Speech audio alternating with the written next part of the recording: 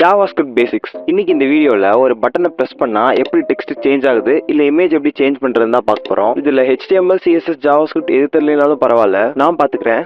So let's smash. இந்த வீடியோவில் VS கோடில் தான் கோடில் எழுத போகிறோம். அப்படி VS கோட்னா என்னன்னு தெரியாதவங்களுக்கு VS கோட் ஒரு பாப்புலர் டெக்ஸ்ட் எடிட்டிங் பிளாட்ஃபார்ம். சிம்பிளாக சொல்ல போனோம்னா ப்ரோக்ராமர்ஸ்லாம் இங்கே தான் கோட் எழுதுவாங்க. ஃபர்ஸ்ட் நான் ஒரு HTML ஃபைல் கிரியேட் பண்ணுறேன். இண்டெக்ஸ் தான் பாரம்பரியமான பேர், ஸோ அதே வைக்கிறேன்.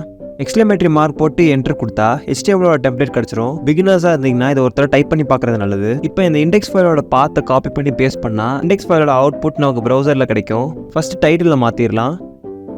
தென் ஒரு CSS ஃபைலும் JavaScript ஃபைலும் கிரியேட் பண்ணி HTMLோட லிங்க் பண்ணி விட்டுடலாம்.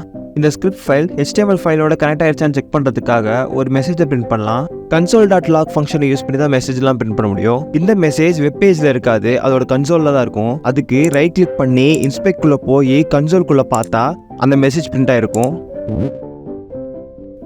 இப்போ நம்ம வெப் பேஜை ஃபில் பண்ண ஆரம்பிக்கலாம். ஒன்றும் பெருசாலாம் ஆட் பண்ணுறதுக்கு இல்லை, ஒரு heading element and button element தான் ஆட் பண்ண போகிறோம். நெக்ஸ்ட் ஐடி ஆட்ரிபியூட்டை யூஸ் பண்ணி இது ரெண்டுத்துக்கும் பேர் கொடுக்கணும். ஹெட்டிங் எலிமெண்ட்டுக்கு ஹெட்டிங்னே பேர் வைக்கிறேன் அண்ட் பட்டன் எலிமெண்ட்டுக்கு பட்டன் பேர் வைக்கிறேன்.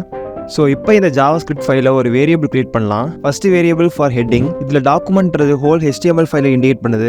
அண்ட் கெட் எலமெண்ட் பை ஐடியை யூஸ் பண்ணி ஒரு பர்டிகுலர் ஐடியோட ஆப்ஜெக்ட் ஃபார்ம் பண்ணலாம். இப்போ இந்த ஹெட்டிங் ஐடியை வச்சு அந்த ஹெட்டிங் எலிமெண்ட் என்னால் மேனிபுலேட் பண்ண முடியும். டெக்ஸ்ட் கண்டென்ட் ப்ராப்பர்ட்டியை யூஸ் பண்ணி உள்ள இருக்க கண்டென்ட் உங்களால் மாற்ற முடியும். பட் எனக்கு பட்டனை ப்ரெஸ் பண்ணும்போது அந்த கண்டென்ட் மாறணும். அதுக்கு இதே மாதிரி சிமிலராக ஒரு பட்டன் வேரியபிள் கிரியேட் பண்ணிடுறேன். ஒரு விஷயம் பண்ணும்போது இன்னொரு விஷயம் நடக்கணும்னு அசைன் பண்ணுறதுக்காக தான் ஆட் ஈவெண்ட் லிஸ்னர் ஆட் பண்ணுறோம்.